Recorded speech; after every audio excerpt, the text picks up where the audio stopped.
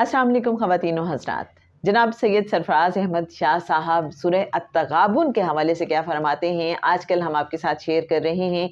किताब अर्जंग फ़कीर में से नशिस्त नंबर 6 है और पेज है जनाब इसका हमने 59 से स्टार्ट किया था और आज हम पेज 62 आपके साथ शेयर करेंगे।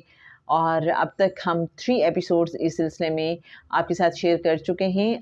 शाह साहब फरमाते हैं जो लोग महज ज़बानी नहीं बल्कि दिल से रब को चाहने वाले हैं, वो रब ताला की तरफ से आने वाली हर मुसीबत, मुश्किल, आफत, तंगी, मुफलिसी और गुर्बत को इतनी खूबसूरती और खंदा पेशानी से बर्दाश्त करते हैं कि उनके करीबी लोगों को भी पता नहीं चलता कि वो किस हाल में हैं।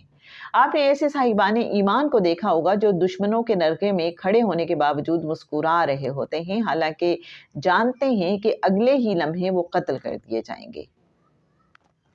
ये वो मुबारक लोग हैं जिन्हें अपने रब पर ऐसा भरोसा है कि मौत को बिल्कुल सामने देखकर भी उनके जहन में ये ख्याल रहता है कि मेरा रब मेरे साथ है। अगर मुझे मरना है तो ये मौत मेरे रब की तरफ से भेजी गई है जिसे मफर मुमकिन नहीं। अगर उसने बचाना है तो मैं दुश्मनों के नरगे से बचकर निकल जाऊंगा।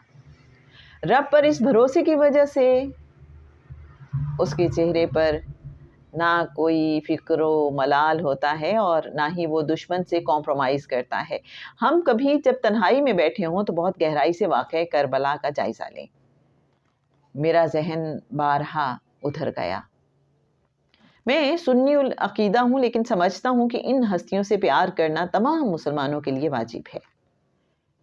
मैदान करबला में जो किरदार हज़रत इमाम हुसैन रज़ी अल्लाह ताला अन्हु ने दिखाया, वो आज तक ना किसी ने दिखाया, ना कोई क़यामत तक दिखा सकेगा। हमारे बच्चों में से किसी को अगर सुई भी चुभ जाए तो हम जान देकर भी उसे सुई की उस चुभन से निजात दिलाने की कोशिश करते हैं। जबकि मैदान करबला में हम देखते हैं कि एक ज़ईफ़ुल उम्र इंसान अपने हाथों से अपने जवान बेटे को तैयार करता है, ये जानने के बावजूद कि अकेला बच्चा 10,000 फ़ौज के मुकाबिल जा रहा है। उसकी शहादत यकीनी है, ज़िंदा वापस ना आएगा। उसे घोड़े पर सवार करके भेजता है और फिर जवान बेटे को शहीद होते देखता है। लेकिन फिर भी ना कोई शिकवा, ना आंसू, ना मलाल और ना कोई तस्बीह या वजीफ़ा। जब बेटा शहीद हो जाता है तो बड़े हौसले से अपने हाथों से उसकी लाश उठा कर लाता है, फिर भांजे भतीजों को अपने हाथों से तैयार करके भेजता और उनकी शहादत का नज़ारा देखता है। आखिर में खुद घोड़े पर सवार होकर दुश्मन की फ़ौज की तरफ जाता और शहीद हो जाता है। यही वो लोग हैं जिन्हें अपने रब पर इस दर्जे का भरोसा है कि अपना सब कुछ रब पर कुर्बान कर देते हैं कि मेरा रब यही चाहता है। जब इंसान को अपने रब पर इस दर्जे का भरोसा हो जाता है, फिर वो उस मकाम पर आ जाता है कि जहाँ उसे परेशानियाँ और तकलीफ़ें परेशान नहीं करती। जबकि हमारी ज़िंदगी में ज़रा सी मुश्किलात आ जाएं तो हम परेशान हो जाते हैं। मुझे एक मुद्दत से फ़जर की नमाज के बाद सोने की आदत है। फ़जर की नमाज पढ़कर जा नमाज पर ही सो जाता हूँ। माजी में चूँकि दफ्तर जाने से पहले मुर्शिद साहब के पास हाज़िरी देना होती थी, इसलिए पौने 2 घंटे सोने का मामूल है। एक रोज़ जब मैं नमाज फ़जर के बाद जा नमाज पर सो रहा था तो वाइफ़ ने मुझे कंधे से हिलाकर जगाया कि एक मुसीबत ज़दा खातून आपसे मुलाकात के लिए तशरीफ़ लाई हैं और वो मुसलसल रो रही हैं। मैं उठ बैठा और वाइफ से कहा, आइए मेरे साथ, आप भी उन खातून से मिल लीजिए। हालांकि मैं अपने पास आने वालों की प्राइवेसी का ख्याल रखता हूँ, लेकिन उस रोज़ वजह ज़रा मुख्तलिफ थी और वही हुआ। मैंने खातून से मसला दरियाफ्त किया तो कहने लगी, शाह साहब मेरे सालन में मक्खी गिर जाती है। मेरी वाइफ ये सब सुनकर खासी हैरान हुई। कुछ अरसे बाद एक और ख़ातून सुबह सवेरे आ गईं। उस रोज़ भी मैंने वाइफ से कहा, आप भी आ जाइए, देखिए कि इन्हें क्या तकलीफ़ है।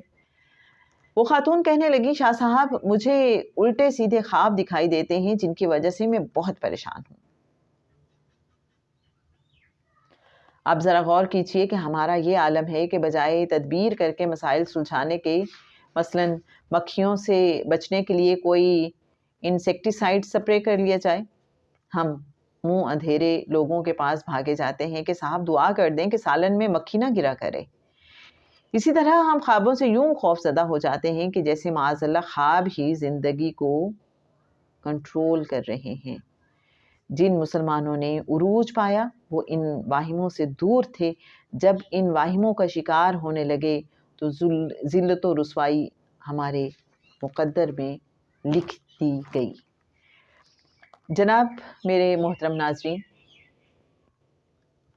یہ ہے جی شاہ صاحب کی گفتگو اللہ پہ توکل کے حوالے سے، کہ ہم ذرا سی بات پہ پریشان ہو کے بھاگا نہ کریں صاحب دعا کے پاس کہ جی آپ ہمارے لیے دعا کر دیں، بلکہ ہم اللہ پہ توکل کریں اور اپنے مسائل کو حل کرنے کے لیے پریکٹیکل ایفرٹس کریں۔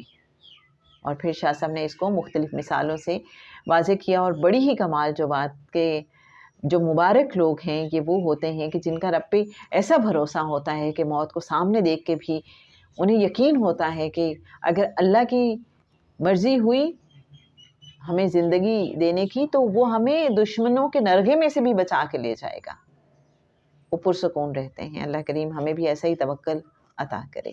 جناب کل سورہ تغابن کے حوالے سے مزید انشاءاللہ گفتگو ہوگی، اور پھر ایک دو سوال جواب بھی آپ کے ساتھ شیئر کریں گے انشاءاللہ۔ ہمارے ساتھ رہیے گا۔ رخسانہ بشیر کو اجازت دیجیے۔ السلام علیکم ورحمۃ اللہ وبرکاتہ۔